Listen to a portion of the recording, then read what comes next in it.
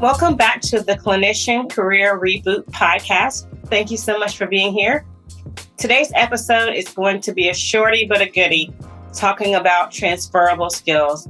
This is the question I probably get the most of, is how to articulate the skills that you're using now in your clinical role into one that is going to translate into a non-clinical role, either in your resume or in your interview.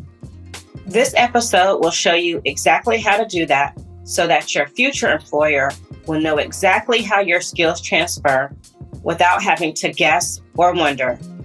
These tips will help you on your resume and will help you land your next role more easily. Enjoy.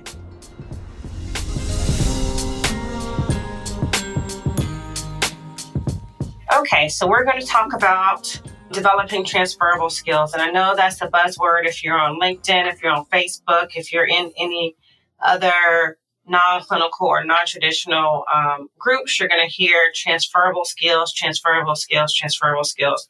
So we're going to go into more detail about what that means and what that looks like practically for you. But just to circle back and just to recap, developing transferable skills is step 3 of the Kairos career path. And it is very important for transitioning into your next role. It is also the last step for this phase, which is building. So you're in the building part of the career path, which has 3 steps. 1 is define your path, 2 is build your network, and 3 now is develop the transferable skills. So what are transferable skills? Transferable skills are those that are beneficial or compatible in more than one job or industry. So some examples. Let's say you're a problem solver. As a therapist, as a clinician, of course, you're a problem solver, right? You solve your patients' problems. You're able to think quickly on your feet. You're able to make decisions with ambiguity where you don't have all the information. You're able to course correct in the middle of a treatment. So all of that is problem solving skills. And that transitions into a lot of different roles. Another example is maybe you're administrative or collaborative, or you help facilitate teams very well. You're able to get people at the table and help them to have a conversation and come to a conclusion.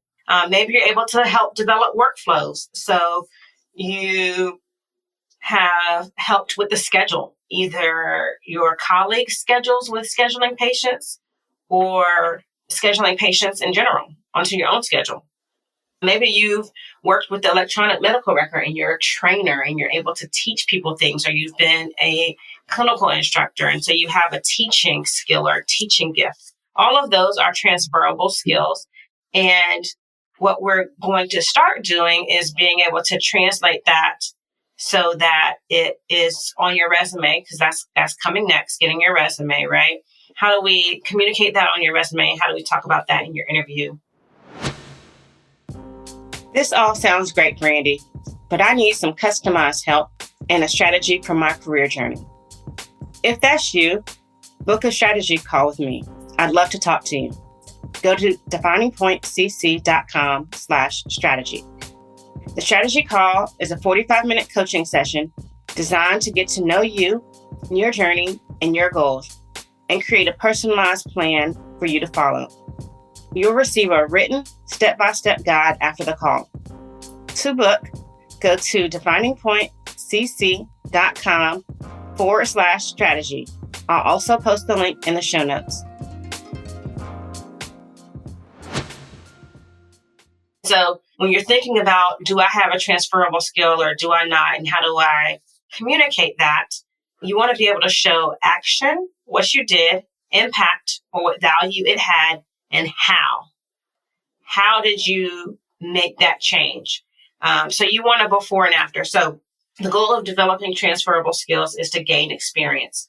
So you want to be able to create a portfolio or get some evidence that you're able to carry out these skills, not just a bunch of tasks that you've done that you can check off of a list. So if you have an opportunity to volunteer for a project or become a lead for something or start something maybe that's innovative or new at your job, you want to be able to define a before and after. So what is the current problem that you're going to help solve? What is the current status of the issue? How efficient or inefficient is the process? What's currently the reason that you're on this new project, essentially? And then as you're doing this project and as you're working with the team, you want to be able to get data to show how much improvement you're making with the project, or how much time you're saving, money you're saving, how much more efficient you're making it, all of that kind of thing. And then if you need to, you'll upskill and you'll take courses. But first, there may be some things that you already are doing or have done that you could already use. If you're in a role where your leader or your hospital system or your organization is not as supportive with you jumping onto projects for whatever reason, then know that you can do this outside of your job. If there's a community group or a church group or a social group that you're a part of, that you've taken leadership roles or you've helped be a part of a team or a project, then definitely use those too. Do not sell yourself short with this. And I want you to give yourself the credit that you need to be able to make this next jump. So it does not have to be at your job. It can be, but it can also be in other parts of your life. So just to recap and to summarize, the goal of developing transferable skills is to gain experience and to be able to show your next employer how you can make an impact on the project that you'll be taking on there.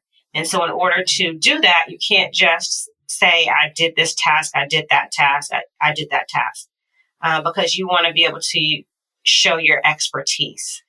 And part of that is being able to show your value, the impact that you have made, and how that's going to help your next employer, and how you did it. So it's not enough to say, I helped improve efficiency of clinical documentation by 10%. You also need to say, I did that how? I did that by, collaborating with this team, or creating this new process, or helping with this checklist, or whatever it is that you did to make that improvement. That's what's going to go on your resume. And we'll get to that next. Thanks for tuning in to today's episode. For more career transition goodness, check out the show notes section of the podcast. I'll share all the links you need to connect with me and find the resources that you need.